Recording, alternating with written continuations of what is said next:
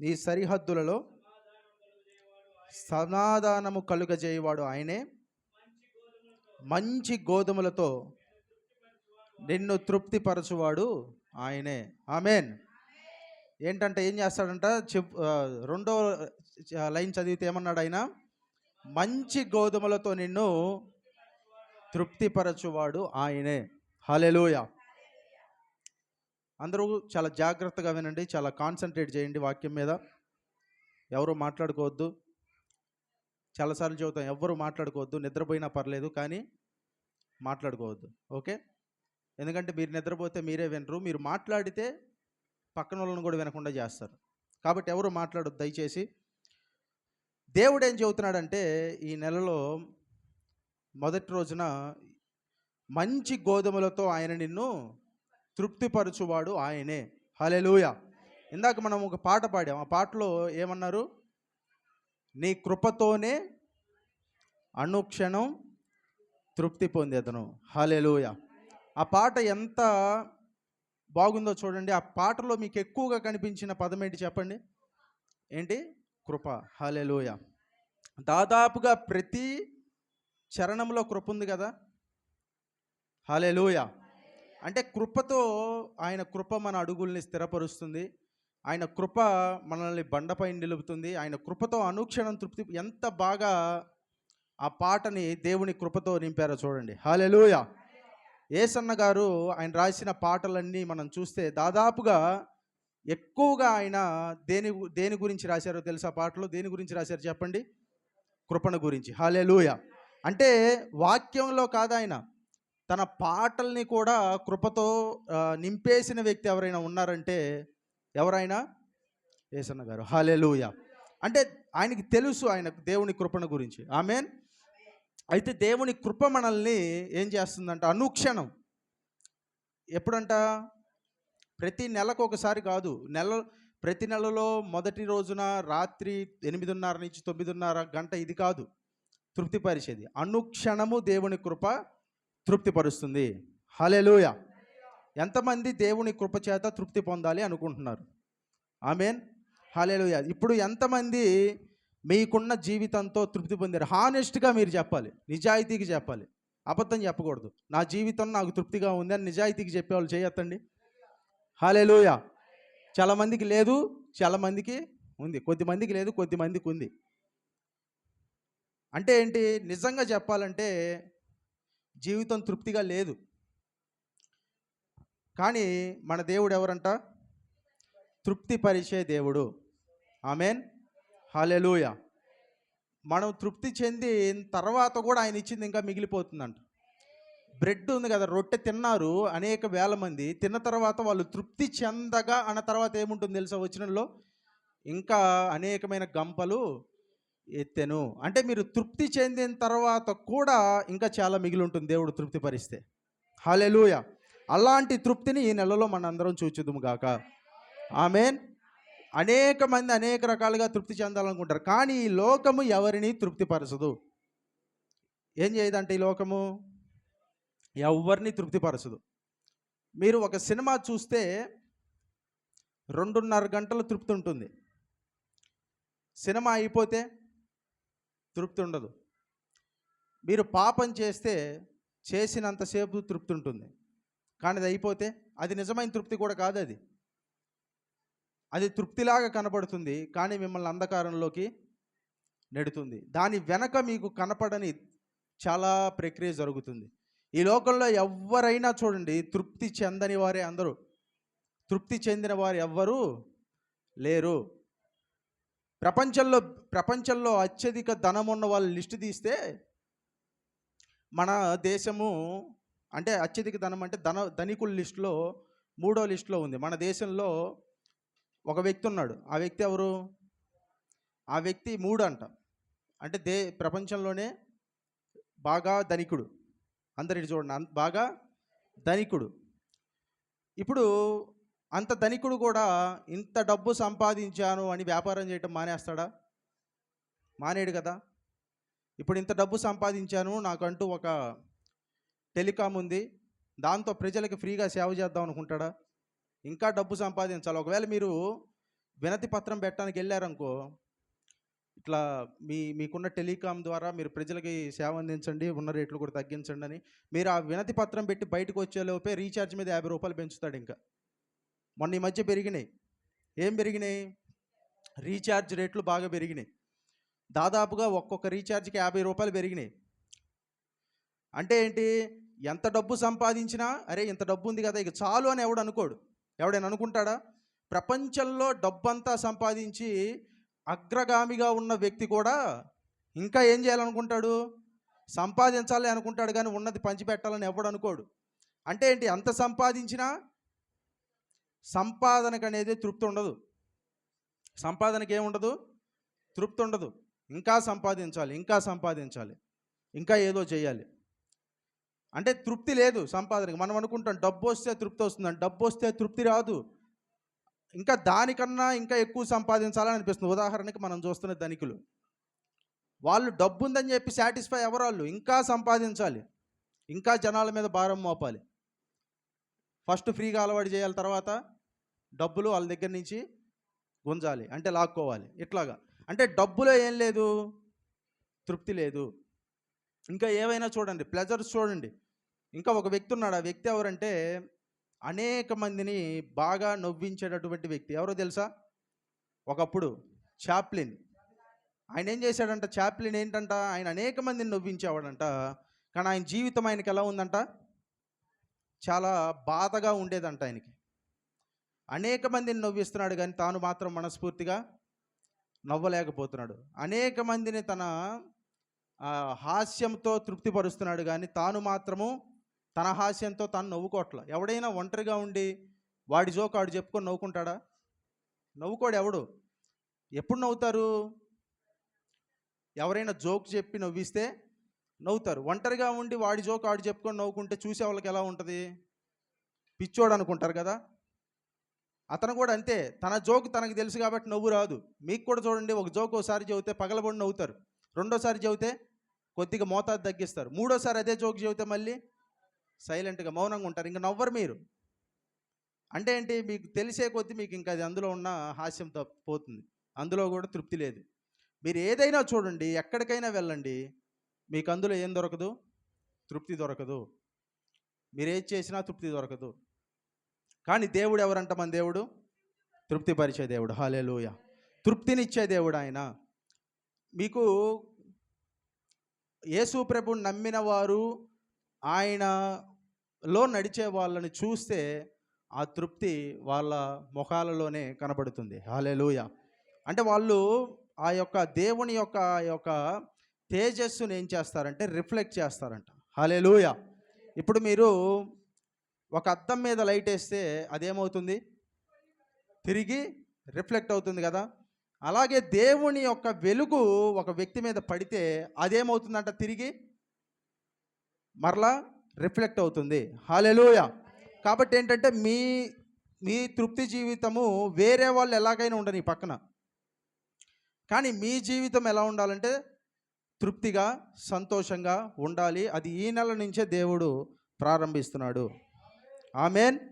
హల్లెలూయా. చాలామందికి జీవితం మీద విరక్తి. దేని మీద? జీవితం మీద విరక్తి. 84వ కీర్తనలోకి వస్తే ఒక మాట చూద్దాం. 84వ కీర్తన, ఇది చాలా అద్భుతమైన కీర్తన. మిగతావి కూడా అద్భుతమైన కీర్తనలే, కానీ ఇక్కడ చూస్తే 84 5వ చరణం నుంచి చదవండి. నీ వలన బలమునందు మనుషులు ధన్యులు, యాత్ర చేయు మార్గములు వారికి అతి ప్రియములు. హల్లెలూయా. అందరూ దేవునికి స్తోత్రం చెబుదామా? హల్లెలూయా. యాత్ర చేసే మార్గాలు ఏంటంటే వాళ్ళకి, ఆ యాత్ర చేసే మార్గం ఏంటి? ఇక్కడ ఇది యాత్రా కీర్తన. వాళ్ళేంటి? యాత్ర చేసే మార్గము అంటే ప్లేస్ అన్నమాట. అది ఎలా ఉందంట? వాళ్ళకి అతి ప్రియంగా ఉందంట. హల్లెలూయా. అంటే యాత్ర చేసే మార్గంలో అన్ని రోడ్లు ఒకేలాగా ఉంటాయా? చెప్పండి మీరు. అన్ని రోడ్లు ఒకేలాగా ఉంటాయి. మీరు యాత్ర చేస్తే ఒక రోడ్డు హైవేలో వెళ్ళాల్సి వస్తుంది, ఇంకో రోడ్డు మామూలు రోడ్లు వెళ్ళాల్సి వస్తుంది, ఇంకో రోడ్డు గుంటలు ఉన్న రోడ్లు వెళ్ళాల్సి వస్తుంది. హైవేలో వెళ్ళేటప్పుడు ఎలా వెళ్తారు? స్పీడ్గా, చాలా హాయిగా, తాపీగా వెళ్తారు. అదే గుంటలు గుంటలు రోడ్లకు ఉన్నప్పుడు వచ్చానికి ఏం చేస్తారు? ప్రభుత్వంలో ఉన్న సీఎం దగ్గర నుంచి ఆ రోడ్డు కాంట్రాక్టర్ దాకా అందరినీ తిట్టుకుంటూ ప్రయాణం చేస్తారు. అట్లా చేస్తారా చేయరా? చేస్తారు. అంటే ఏంటి? ప్రయాణం చేసేటప్పుడు మనకు ఆ ప్రయాణం అతి ప్రియంగా లేకపోవటానికి కారణాలు చాలా ఉంటాయి. కానీ యాత్ర చేసే మార్గములు అతి ప్రియం అంట. ఇక్కడ యాత్ర చేసే మార్గం అంటే ఏదో కాదు, మన జీవితము. మనం ఏం చేస్తున్నాం జీవితం గుండా? ఏం చేస్తున్నాం? యాత్ర చేస్తున్నాం. మనం ఏం చేస్తున్నాం చెప్పండి? మన జీవితంలో యాత్ర చేస్తున్నాం. ఎక్కడికి యాత్ర చేస్తున్నాం? ఎక్కడికి చెప్పండి? పరలోకానికి. ఎంతమంది యాత్ర చేస్తున్నారు పరలోకానికి? నేను యాత్ర చేస్తున్నా పరలోకానికి. మీరు? హల్లెలూయా. అందరూ యాత్ర చేస్తున్నాం కదా. ఈ యాత్ర చేసే మార్గము అతి ప్రియము. అతి ప్రియము అంటే ప్రియము కూడా కాదు, అతి ప్రియము. అతి ప్రియము అంటే అత్యంత ఇష్టపడతారు. చూడండి, యాత్ర డెస్టినేషన్ ఇష్టపడటం వేరు, యాత్ర చేసే మార్గాన్ని ఇష్టపడటము వేరు. డెస్టినేషన్ ఇష్టపడటం అంటే ఏంటి, మార్గాన్ని ఇష్టపడటం అంటే ఏంటో చూద్దాం. ఇప్పుడు డెస్టినేషన్ అంటే చూడండి, ఇక్కడ నుంచి హైదరాబాద్ ప్రయాణం చేయాలి. ఎంతమంది వెళ్ళారు హైదరాబాద్కి?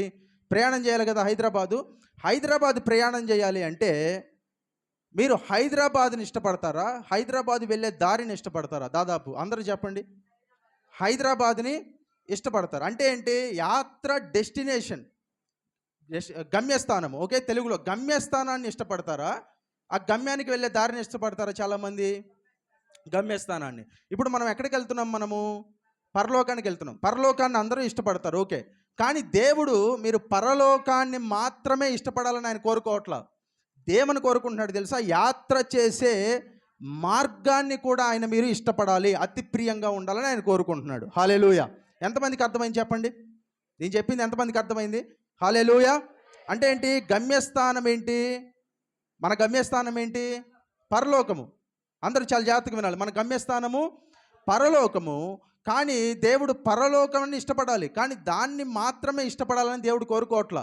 యాత్ర చేసే మార్గం ఉంది కదా, ఇది ఏంటిది? ఇదంటే ఇది జీవితము. యాత్ర చేసే మార్గం ఏంటిది? ఇది మన జీవితము. దీన్ని కూడా ఇష్టపడాలని దేవుడు కోరుకుంటున్నాడు. ప్రియంగా కూడా కాదు, అతి ప్రియంగా. హల్లెలూయా. ఎంతమందికి ఇష్టం మీ జీవితం అంటే? ఆమేన్. నా జీవితం అంటే నాకు ఇష్టము అని ఎంతమంది చెబుతారు చెప్పండి? నా జీవితం అంటే నాకు ఇష్టం. హల్లెలూయా. మీ జీవితం అంటే మీకు ఇష్టమా? చాలామంది ముఖం మాడిచారు, కోపంగా పెట్టారు. మీ జీవితం అంటే మీకు ఇష్టం లేదా? ఇట్లా అడగటం కష్టంగా ఉందా మీకు? ఎందుకురా ఈ పాడు జీవితం పోదాం అనుకుంటున్నారా? చిన్నపిల్లలు కూడా అంటున్నారు ఈ రోజుల్లో. 5 సంవత్సరాలు ఉన్న పిల్లలు కూడా చావైనా రావట్లేదు, చద్దామంటే అంటారు. నేను కూడా అన్నా, ఎందుకంటే 5 ఏళ్ళు అప్పుడే.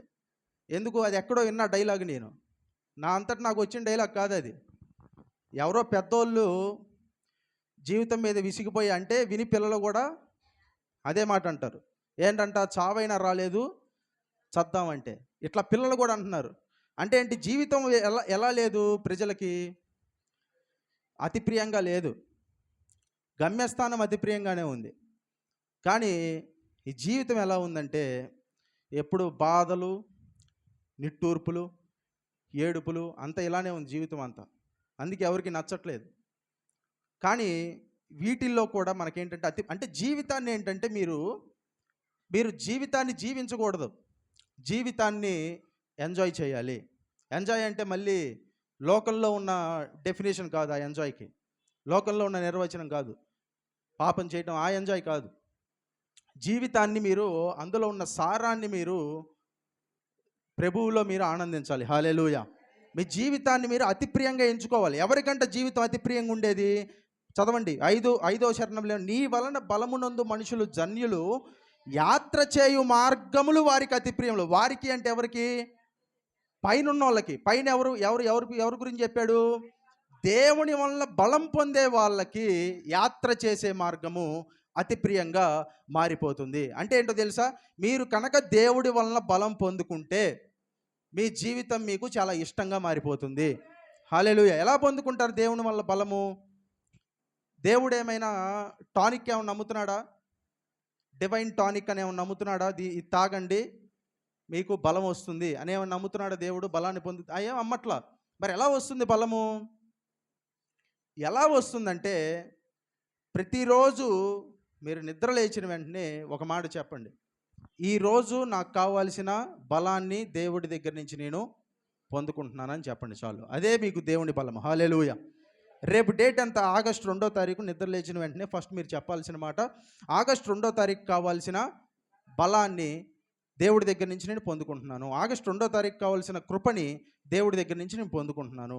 అట్లా మీరు ప్రతిరోజు పొందుకుంటే మీకు మీ జీవితము అతి ప్రియంగా మారిపోతుంది. ఆమేన్. హల్లెలూయా. చాలా ఇష్టంగా మారిపోతుంది.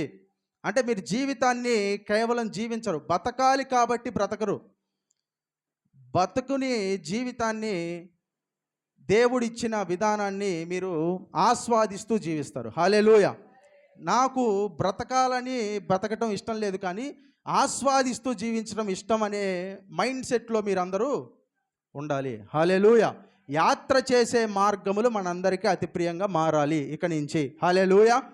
హల్లెలూయా. ఎందుకంటే మన దేవుడు ఎలాంటి దేవుడు అంట? తృప్తిపరిచే దేవుడు. తృప్తిపరిచే దేవుడు. దేవుని దగ్గర ఏముందంట? నీ సన్నిధి తృప్తి ఉంది, సంపూర్ణ సంతోషము కలదు, నీ కుడి చేతిలో నిత్య సుఖములు కలవు. హల్లెలూయా. కాబట్టి మన దేవుడు ఎలాంటి దేవుడు అంటే తృప్తిపరిచే దేవుడు మన దేవుడు. ఆమేన్. అతి ప్రియంగా మార్చే దేవుడు మన జీవితాన్ని మనకి. కాబట్టి ఎవరి మాటలు నమ్మకండి. జీవితం మీద అనేక రకాలైన దృక్కోణాలు కలిగిన వ్యక్తులు మీకు కనపడుతూ ఉంటారు రోజు. ఎలాంటి వాళ్ళంట? అనేక రకాలైన ఆస్పెక్ట్స్ చూస్తారు జీవితం మీద. చాలామంది ఎక్కువగా ఎలా ఉంటారంటే పెసిమిస్టిక్ వ్యూ అంటారు. అంటే ఏంటంటే నిరాశావాదులు. ఏం వాదులు అంట వాళ్ళు? నిరాశావాదులు. వాళ్ళ నిరాశావాదుల యొక్క నిరాశని మీలో ఇంప్లాంట్ చేసుకోకండి. ఆమేన్. అంటే చాలామంది చూడండి, మీరు కూర్చొని జీవితాన్ని ఒక మంచి దేవుడిచ్చిన జీవితాన్ని ఆస్వాదించాలన్న ఉద్దేశంతో మీరుంటే, నిరాశావాదులతో మీరు కాసేపు మాట్లాడితే మీరు ఎలా అయిపోతారు చెప్పండి? నిరాశగానే అయిపోతారు మీరు కూడా. పొద్దున్నే ఉదయాన్నే నిద్రలేచి ఈరోజు జీవితం దేవుడు నాకు ఇచ్చాడు, ఈ జీవితాన్ని నేను ఆస్వాదించాలి, దేవుడి సన్నిధిలో సంతోషంగా ఉండాలని చెప్పి బయటికి వెళ్ళి ఎవడైనా ఒక నిరాశావాదితో ఒక 2 నిమిషాలు మాట్లాడితే మీరు కూడా ఏమనుకుంటారు? At the end of the conversation, ఆ సంభాషణ ముగిసేసరికి, జీవితం ఎందుకు, నేను కూడా చచ్చిపోతే బాగుండను అనుకున్నట్టు మిమ్మల్ని చేస్తారు. అంటే జీవితంలో హోప్స్ లేవు, జీవితంలో ఆశలు లేవు, అంతా ఇంతే అన్నట్టు వాళ్ళు మాట్లాడుతూ ఉంటారు. వాళ్ళ మాటలు మీ జీవితాన్ని నిర్ణయించేటట్టు మీరు చూసుకోకండి, నిర్ణయించేటట్టు మీరు చేయకండి. ఎందుకు? వాళ్ళు మిమ్మల్ని డామినేట్ చేయకూడదు. ఆమేన్. చూడండి, చాలా రకాలైన ఉన్నాయి బయట బోధలు. అవన్నీ మనం విని మనము మన మనసుని పాడు చేసుకోకూడదు. చాలా రకాలైన ఉన్నాయి. ఒకళ్ళు వచ్చి అంటారు దేవుడు మిమ్మల్ని ఆశీర్వదిస్తాడు అని చెబితే ఈజ్ ఏ ప్రాస్పారిటీ గాయ్. అంటే ప్రాస్పారిటీ గాస్పెల్ ఇతను చెబుతున్నాడు. ప్రాస్పారిటీ అంటే ఏంటి? వర్ధిల్లటం. ఆమేన్. ఈ పదం అంటే చాలా మందికి నచ్చదు. ఏ పదం? వర్ధిల్లటం అనే పదం చాలా మందికి నచ్చదు. ఇతడు వర్ధిల్ల గురించి ఎక్కువ చెబుతున్నాడు. వర్ధిల్ల గురించి బైబిల్లో ఎక్కడుంది? దేవుడు వర్ధిల్లబాటు చేస్తానని ఎప్పుడు చెప్పాడు? అదేనా ఎప్పుడు అని చెప్పి ఇట్లా మాట్లాడుతూ ఉంటారు. కానీ విచిత్రం ఏంటంటే, ఇలా మాట్లాడే వాళ్ళకి 2 కార్లు 3 ఫ్లాట్లు ఉంటాయి. ఎవరికి? ఇలా మాట్లాడే వాళ్ళకి. వాళ్ళు ఏమంటారు? వాళ్ళు ప్రకటించేది, వాళ్ళు ప్రాస్పారిటీకి వ్యతిరేకమైతే వాళ్ళు ప్రకటించేది ఏంటిది మరి? వాళ్ళు ప్రకటించేది పావర్టీ గాస్పలా? అంటే పేదరికపు సువార్త. కాబట్టి దేవుడు దానికి దీనికి అదేమి లేదు బైబిల్లో. హల్లెలూయా. దేవుడు ఏంటంట? మనల్ని తిమోతికి రాసిన మొదటి పత్రిక 6వ అధ్యాయం 17వ వచనం మీరు చదివితే, దేవుడు మీకు ఎందుకు దేవుడు మీకు అన్నీ ఇస్తాడో అక్కడ చెబుతాడు. ధారాళంగా ఎందుకు దయచేస్తారో చెబుతారు. ఇహమందు ధనవంతులైన వారు, చూడండి, ఇహమందు ధనవంతులు కాక అనలా. ఏంటంట? ఇహమందు ధనవంతులు కాక అంటే ఏంటి అర్థం? ధనవంతులు అవ్వద్దని. కానీ ఏంటి? ఇహమందు ధనవంతులైన వారు గర్విష్ఠులు కాక అంటే ధనం ఉండొచ్చు, కానీ ఏముండకూడదు? గర్వం ఉండకూడదు. హల్లెలూయా. ధనము సమస్త కీడునకు మూలము అల్లా. ఏమన్నాడు? ధనాపేక్ష సమస్త కీడునకు మూలము. అంటే ఏంటి? ధనము మూలం కాదు, ధనాపేక్ష మూలము. అంటే ధనము ఉంటే అది మూలం కాదు, కానీ ధనం మీద మనం పెట్టుకునే ఆపేక్ష ఉంటుంది కదా, అది మూలం. ఓకే, నీ దగ్గర కోట్ల కోట్ల డబ్బు ఉండొచ్చు, కానీ దాని మీద నీ మనసు లేకుండా కూడా ఉండొచ్చు. కానీ నీ దగ్గర జేబులో 10 రూపాయలే ఉండొచ్చు, కానీ నీ కోట్ల కోట్లు సంపాదించాలనే ఆపేక్ష ఉండొచ్చు. ఇప్పుడు ఇద్దరు ఎవరికి తప్పు చెప్పండి? కోట్ల కోట్ల డబ్బుండి దాని మీద ఆపేక్ష లేనోడిదా? వాడి దగ్గర తక్కువ డబ్బులే ఉన్నా దాని మీద ఆపేక్ష ఉన్నోడిదా? ఎవరికి తప్పు? డబ్బు తక్కువ ఉన్నా, బతకడానికి డబ్బు లేకపోయినా ఆపేక్ష పెట్టుకున్నాడు కదా, వాడి తప్పు. ఎంత డబ్బున్నా దాని మీద ఆపేక్ష లేకుండా ఉంటాడు కదా, వాడి తప్పు కాదు. హల్లెలూయా. ధనవంతులుగా ఉండటం తప్పు కాదు, ఆ ధనం వల్ల వచ్చే గర్వం తప్పు. ధనం ఉండటం తప్పు కాదు, ధనాపేక్ష ఉండటము తప్పు. హల్లెలూయా. కాబట్టి ఇలాంటి సింపుల్ వే, కానీ మనోళ్ళు ఏం చేస్తారంటే ట్విస్ట్ చేస్తారనమాట. ధనవంతులుగా ఉంటే దేవుని రాజ్యానికి పాత్రులు గారు, వారసులు గారు, ఇలాంటివన్నీ మనకి చాలా మనం వింటూ ఉంటాం కదా. కాబట్టి ఏంటంటే దేవుడు మీ జీవితాన్ని మీరు ఆస్వాదించాలని కోరుకుంటున్నాడు, తృప్తిపరచాలని కోరుకుంటున్నాడు. కాబట్టి ఆయన ఎలాగా తృప్తిపరుస్తాడు అనేది మనకి ఈ రోజున ఖచ్చితంగా తెలియాలి. హల్లెలూయా. ఆయన దేంతో తృప్తిపరుస్తాడు చూడండి. బైబిల్లో మీరు చూస్తే పితరులు ఉంటారు ముగ్గురు, వాళ్ళ పేర్లు చెప్పండి. అబ్రహాము, ఇస్సాకు, యాకోబు. అబ్రహాము మరణించే సమయానికి అబ్రహాము వయసు ఎంత? 175. ఒకసారి ఆదికాండం 25వ అధ్యాయము 8వ వచనం చదవండి. ఆదికాండము 25వ అధ్యాయము 8వ వచనము.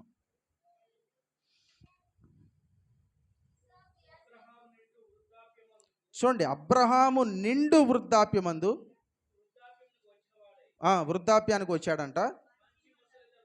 మంచి ముసలితనమున ప్రాణము విడిచి మృతి పొంది తన పితరుల యొద్దకు చేర్చబడెను. ఇక్కడ చూడండి, ఇప్పుడు ఏమన్నాడంటే అబ్రహాము, చూడండి ఇంగ్లీష్లో ఏమంటాడంటే, తెలుగులో మనకి సరిగ్గా ఆ మాట ఇవ్వాల. ఇంగ్లీష్లో ఏమన్నాడు?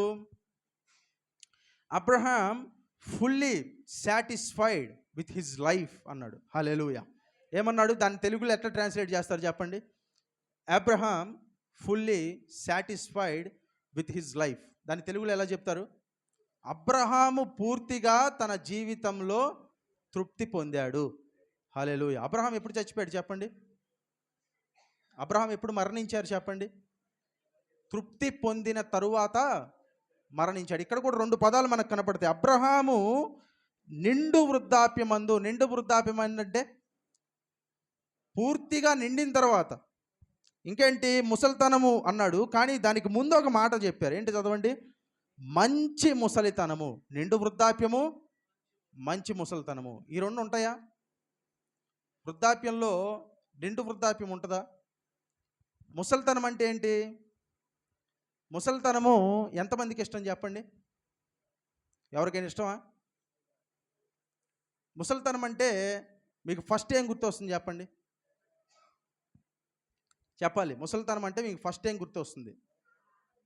ఫస్ట్ తల తిరగటం, కర్ర పట్టుకొని నడవటం, కళ్ళు సరిగ్గా కనపడకపోవటం, ఇంకా వినపడకపోవటం. ఏదైనా వాళ్ళకి చెప్పాలంటే 10 ఊర్ల పక్కన ఉన్నోడికి కూడా వినపడిద్ది, కానీ మనం మాట్లాడేది వీళ్ళకి మాత్రం వినపడదు. ఇవన్నీ గుర్తు వస్తాయి కదా మనకి. కానీ ఇక్కడ దేవుడు ఏమంటాడు? ముసలితనాన్ని మంచి ముసలితనము. ఎంతమందికి కావాలి చెప్పండి మంచి ముసలితనము? నాకైతే కావాలి, మీకు వద్దా? హల్లెలూయా. మరి మంచి ముసలితనం అంటే ఏంటి? మంచి ముసలితనం అంటే ఏంటి? అన్నీ బాగానే పనిచేస్తూ ఇప్పుడు మనం చూసే ముసలి వ్యక్తుల్లా కాదు. అంటే అది వాళ్ళ తప్పిదం కూడా కాదు, అది వయసు పెరిగే కొద్దీ ఏమవుతుందంటే వాళ్ళకి ఆ రకంగా జరిగిపోతూ ఉంటుంది. అంటే ఏంటి? మనం ఏ విషయం అయితే నమ్ముతామో అది మనకు జరుగుతుంది. ఫస్ట్ యేసుప్రభు ఏమంటాడు? నీ విశ్వసించిన ప్రకారం నీకు జరుగుగాక. మనం కూడా చిన్నప్పటి నుంచి ముసలి వాళ్ళని చూసి మనం కూడా ముసలి అయితే ఇలాగే అవుతామేమో అనుకొని మనం కూడా అలాగే అయిపోతాం. ఎవరైనా ముసలి వ్యక్తిని చూడగానే చేతికర్ర పట్టుకొని నడుస్తుంటే నేను ఫస్ట్ ముసలి అయిన వెంటనే నడుము వంగిపోద్ది అని మనం ఇక్కడ డిసైడ్ అయిపోతాం. అన్నిటికన్నా ముందు మనకు అయ్యేది ఏంటంటే నడుమే వంగిపోద్ది. దేనికి? మనం మెంటల్గా ఫిక్స్ అయ్యాం కాబట్టి ఏంటి? బైబిల్లో ఏముంది? ముసలితనం లేదు. బైబిల్లో ఏముంది? మంచి ముసలితనం. ఎవరికి మంచి ముసలితనం? అబ్రహాముకి. హల్లెలూయా. అంటే ఇంగ్లీష్లో he satisfied with his life.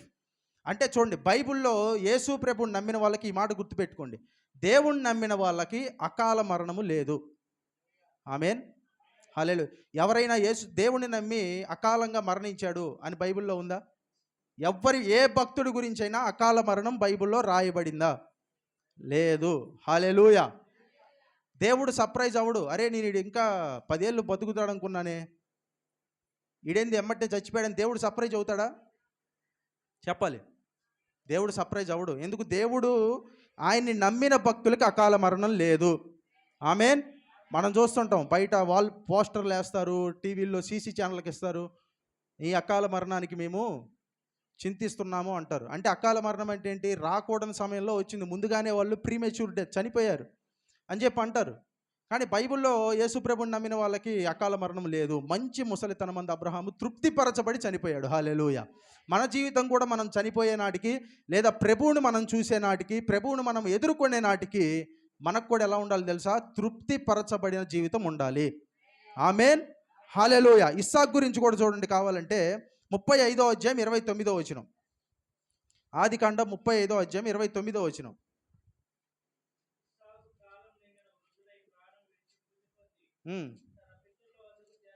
చూడండి, ఇస్సాకు కాలము నిండిన వృద్ధుడే. ఇక్కడ చూడండి, ఇక్కడ కాలము నిండిన అనే దానికి ఇంగ్లీష్లో ఏమన్నాడంటే రైప్ అన్నాడు.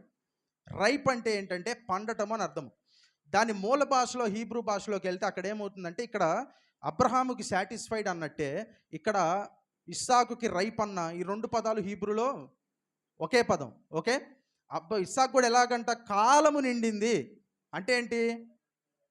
అకాలము కాదు, కాలం ఏమైందంట? నిండింది. అంటే పూర్తిగా తన జీవితంతో తృప్తిపరచబడి అప్పుడు ఇస్సాకు ఏమయ్యాడు? అప్పుడు మరణించాడు. కీర్తనలు 91వ కీర్తన 16వ చరణములో దేవుడు ఒక వాగ్దానాన్ని ఇస్తున్నాడు. ఏమిస్తాడు చదవండి. దీర్ఘాయువు చేత అతని తృప్తిపరిచెదను. హల్లెలూయా. ఏంటంట? దీర్ఘాయువు చేత ఏం చేస్తాడంట? ఆయన తృప్తిపరుస్తాడంట. దీర్ఘాయువుతో తృప్తిపరచడం అంటే ఏంటి? అంటే నువ్వు ఏదైతే దీర్ఘాయువు అనుకుంటావో అది నిన్ను, ఇప్పుడు చూడండి, నాకు ఇది చాలు ప్రభువా, ఇదే నాకు తృప్తి అని అనుకుంటారు చాలామంది. కానీ దేవుడు తృప్తిపరిచేది ఎట్లా? దీర్ఘాయువుతో. దీర్ఘాయువు అంటే ఏంటి? దేవుడు చెప్పిన దీర్ఘాయువు చెప్పండి. దేవుడు ఒక మనిషి ఎంతకాలం బతుకుతానన్నాడు అని దేవుడు చెప్పాడు తెలుసా మీకు? ఆదికాండం 6వ అధ్యాయంలో దేవుడు ఒక మాట చెబుతాడు. అదే దేవుడు ఫైనల్గా పెట్టిన పారామీటర్ జీవితానికి. ఏంటంట? మనిషి ఎంతకాలం బతుకుతాడంట? 120 ఏళ్ళు. ఎక్కడ పెట్టాడు ఆ పారామీటరు? ఆదికాండము 6వ అధ్యాయంలో. ఆ తర్వాత దేవుడు ఎక్కడ 100 ఏళ్ళు బతుకుతాడు మనిషి, 80 ఏళ్ళు బతుకుతాడు మనిషి అని ఎక్కడ చెప్పలా. ఒక వ్యక్తి చెప్పాడు. ఆ వ్యక్తి ఎవరు? ఇక్కడే 90వ అధ్యాయం చదవండి. కీర్తనలు 90లో మీకు చదివితే మీకు తెలుస్తుంది. 90 10వ వచనం. 9 నుంచి చదవండి. 9 నుంచి చదవండి. చూడండి, నీ ఉగ్రతను భరించుచునే మా దినములన్నీ గడిపితిమి, నిట్టూర్పులు విడిచినట్టు మా చూడండి వాళ్ళు ఎలా గడుపుతున్నారు చూడండి. ఫస్ట్ వాళ్ళ జీవితాన్ని గడుపుతున్నారు? ఉగ్రతని భరిస్తూ దినాలు గడుపుతున్నారు. రెండోది ఏంటి? నిట్టూర్పులు విడిచుచు జీవితాన్ని జరుపుకుంటున్నారు. ఇలాంటి సమయంలో ఆయుష్ ఎంతో చూడండి.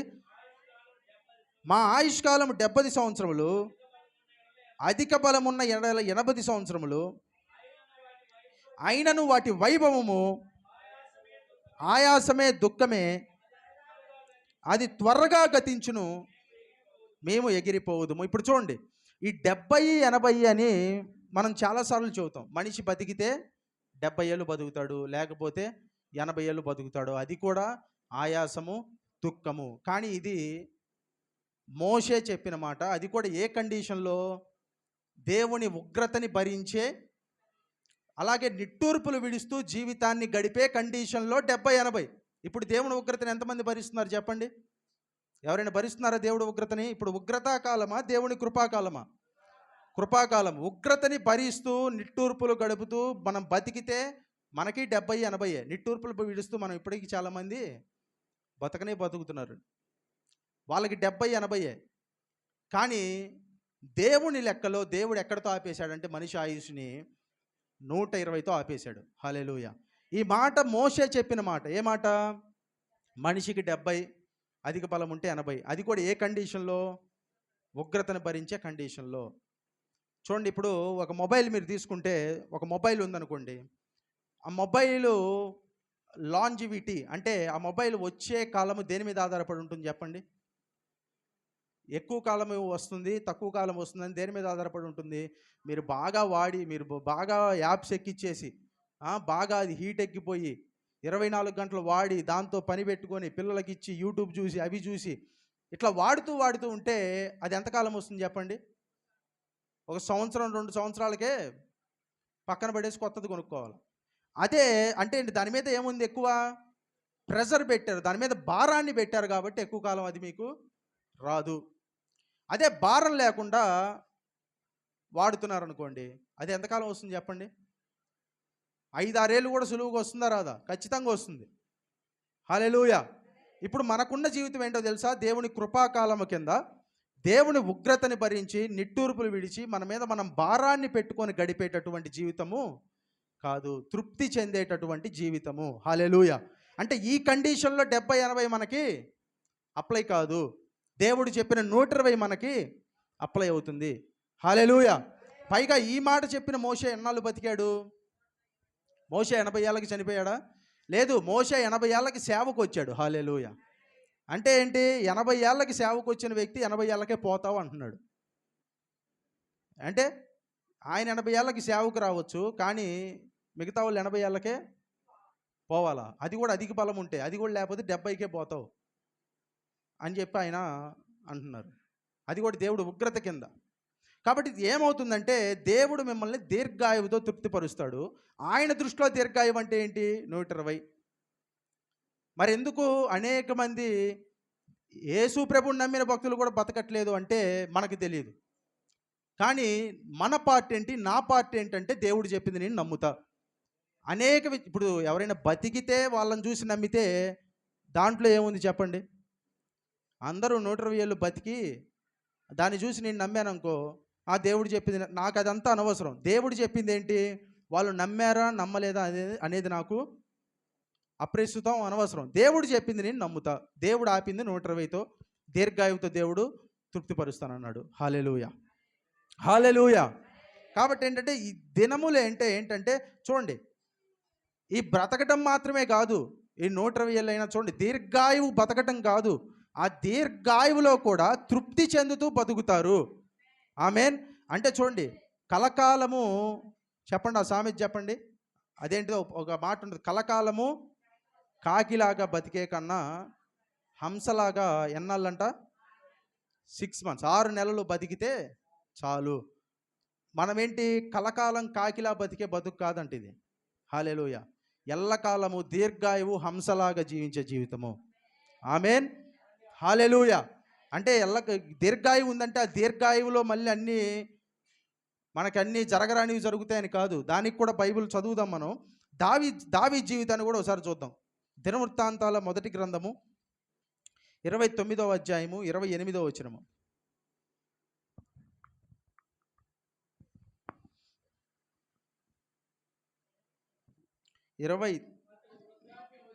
అతడు ఎవరు?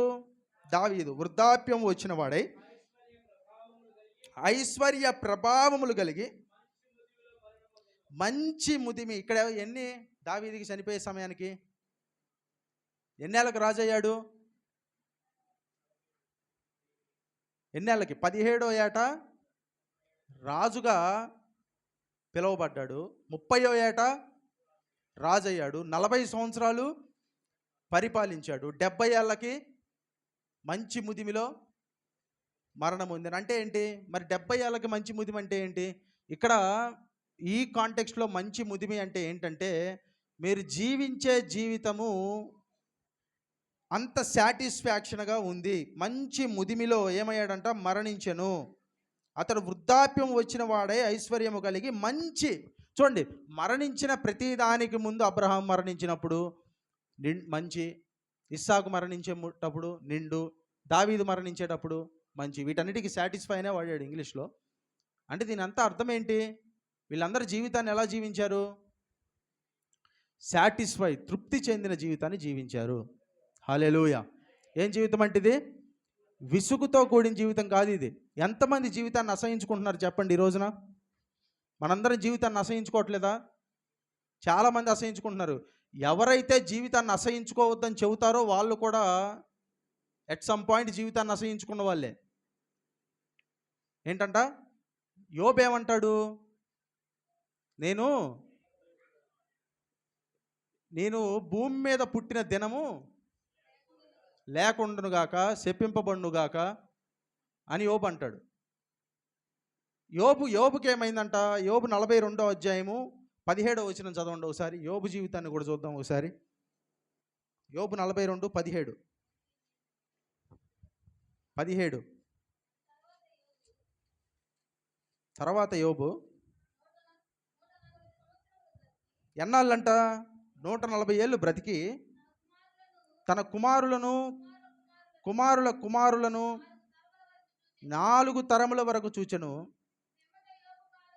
పిమ్మట యోబు కాలము నిండిన వృద్ధుడై, చూడండి, నేను 140, అబ్రహాం 175, దావీదు 70. కానీ వీళ్ళ వయసులకి ఇంత తేడా ఉన్నా ప్రతి ఒక్కరికి దేవుడు ఏం రాయించాడు తెలుసా?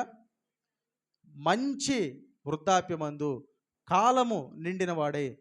దావీదికి 70కే నిండితే యోబుకి 140కి నిండింది. అంటే ఇక్కడ వయస్సు నిండటం అంటే 70 రావటమో 140 రావటమో కాదు.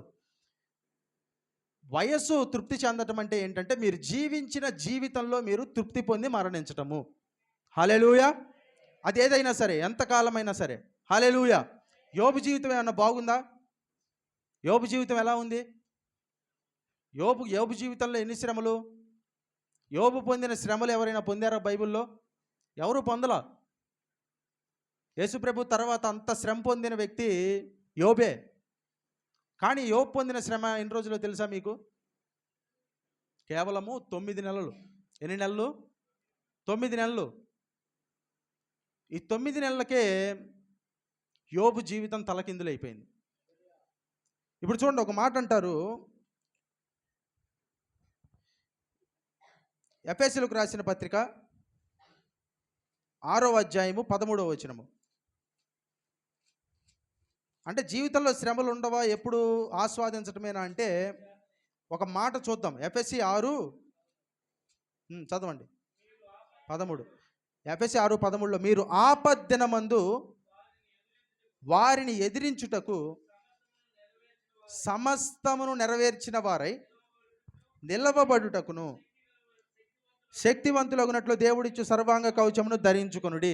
చూడండి ఏంటంటే ఇక్కడ చూడండి, అందరు చూడండి, ఇది చాలా ఇంపార్టెంట్, ఇది వినాలి మీరు ఆపద్దినమందు. ఏ దినమంట? ఆపద్దినము. దినము అంటే ఒక రోజు. అంటే ఏంటి? ఆ రోజు ఏంటంట? ఆపద దినము ఆపద. అంటే దినం ఎన్ని రోజులు ఉంటుంది చెప్పండి బైబిల్ ప్రకారం? ఆపద ఎన్ని రోజులు ఉంటుంది చెప్పండి? దినము అంటే ఒక్కరోజు. ఇప్పుడు కీర్తనలు 34:12 చదవండి. ఇదే కీర్తన 34:12 పేతురు కూడా తన పత్రికలో రాసుకుంటాడు ఒక చోట. కీడు చేయటం మాని మేలు చెయ్యండి, సమాధానాన్ని వెతికి దాన్ని వెంటాడుము. 34:12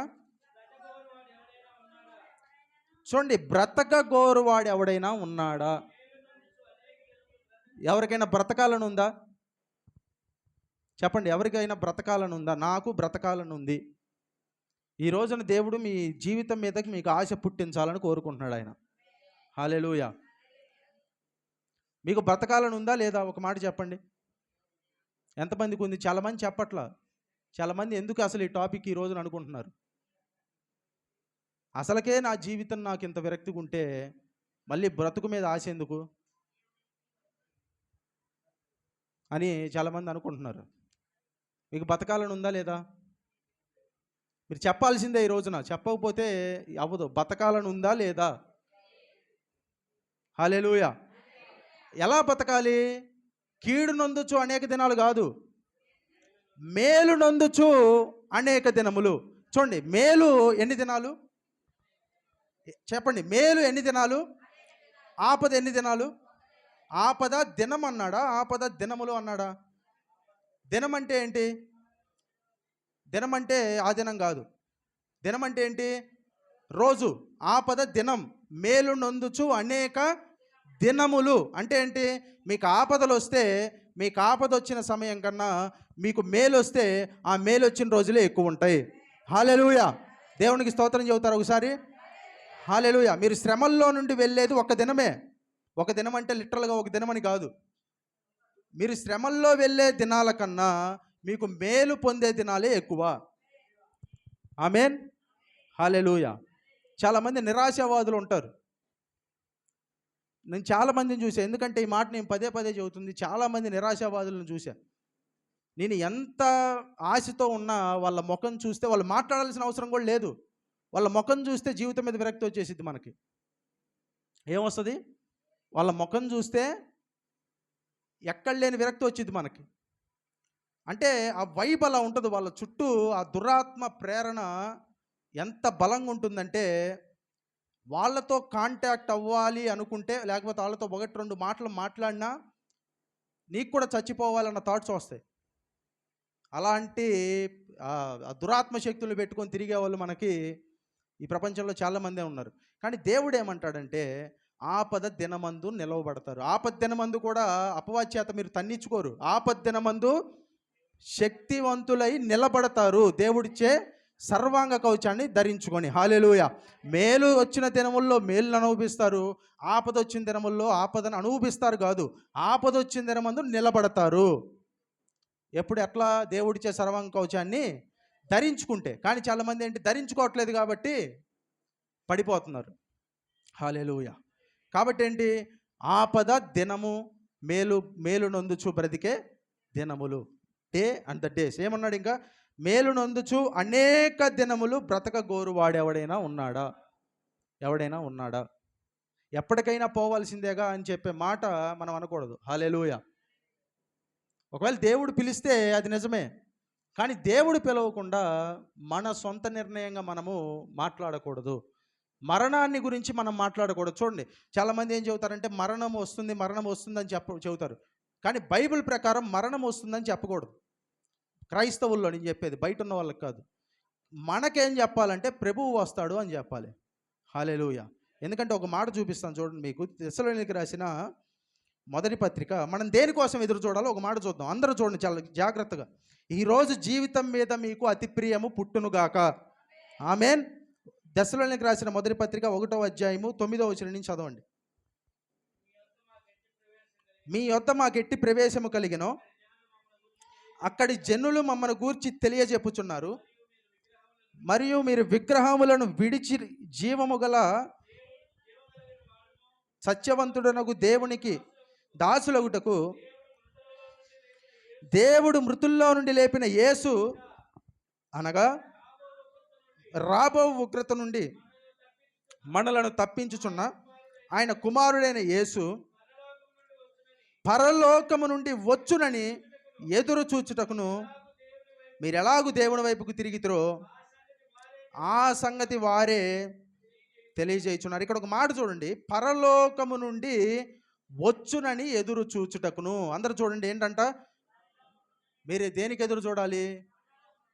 మీరు పోవటానికి ఎదురు చూడకూడదు. ఇన్ఫ్యాక్ట్ మీరు చచ్చిపోయినా కానీ భవిష్యత్తులో యేసుప్రభు రాకుండానే మీకున్న పర్స్పెక్టివ్ ఎలా ఉండాలి? మీకు నేను పోతాను అని ఎదురు చూడకూడదు, దేవుడు వస్తాడు అన్నట్టు ఎదురు చూడాలి. హల్లెలూయా! మీరు పౌలు గారి పత్రికలు చదివితే ఆయన పత్రికలు ఎలా ఉంటాయి తెలుసా? యేసుప్రభు ఇంకొద్ది రోజుల్లో రాబోతున్నాడేమో అన్నట్టు రాస్తాడు ఆయన. ఎలా రాశాడు ఆయన? ఇంకొద్ది రోజుల్లో వస్తాడేమో అన్నట్టు రాశాడు ఆయన. ఇన్ఫ్యాక్ట్ ఆయన మరణించి ప్రభు దగ్గరికి వెళ్ళాడు.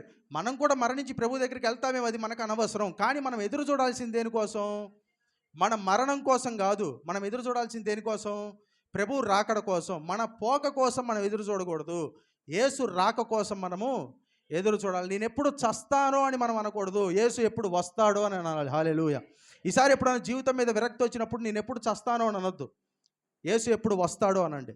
ఎంతమంది అంటారు చెప్పండి? హల్లెలూయా! ఈసారి ఎప్పుడైనా జీవితం మీద విరక్తి వచ్చింది అనుకోండి, నిజంగానే నేను ఎప్పుడు చస్తాను అనొద్దు, యేసు ఎప్పుడు వస్తాడో అనండి. ఆమేన్. అది మీరు కలిగి ఉండవలసిన పర్స్పెక్టివ్. మీరు ఎదురు చూడాల్సింది మరణం కోసం కాదు. You are not here to wait for the death, but you are here to wait for the coming of Jesus. Amen. కాబట్టి ఏంటంటే ఈ మరణము అనేది మన రోజుల్ని దేవుడు ఏం చేస్తారంటే దీర్ఘాయువు ఇస్తాడు. కానీ ఆ దీర్ఘాయువు కూడా ఎలాంటి దీర్ఘాయువు? మేలుతో తృప్తి నొందే దీర్ఘాయువు. మేలు నందుచు అనేక దినములు బ్రతికే దీర్ఘాయువును దేవుడు మనకు దయచేస్తాడు. ఆమేన్. ఒక మాట అంటారు చూడండి, 103వ కీర్తన 5వ చరణంలో, 103:5.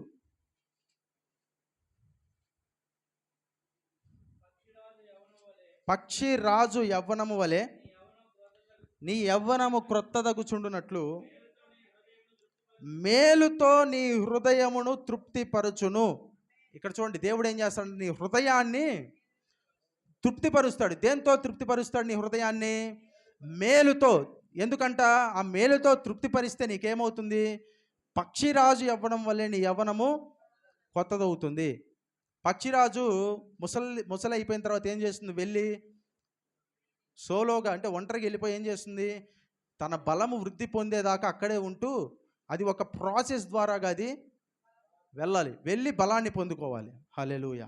ఆ బలాన్ని పొందుకొని వస్తుంది. అలాగే మన బలం అనేది ఉడికిపోయే సమయంలో దేవుడు మన హృదయాన్ని తృప్తిపరిచి మనకి నూతనమైన బలాన్ని దయచేస్తాడు. యెషయా గ్రంథం 40:31 ఏమంటాడు? యెహోవా కొరకు ఎదురు చూచువారు ధన్యులు, వారు నూతన బలము పొందుదురు. పక్షిరాజు వలె రెక్కలు చాపి పైకి ఎగురుదురు, అలయక పరిగెత్తుదురు, సొమ్మసిల్లక నడిచిపోవుదురు. హల్లెలూయా. అంటే అలయకుండా పరిగెడతారు, అంటే వాళ్ళ జీవితంలో పరిగెడుతూనే ఉంటారు కానీ అలసిపోరు, నడిచిపోతారు కానీ సొమ్మసిల్లరు. ఇది ఎవరి వల్ల సాధ్యమవుతుంది? దేవుని వల్ల బలం పొందుకోవటం వల్ల సాధ్యం.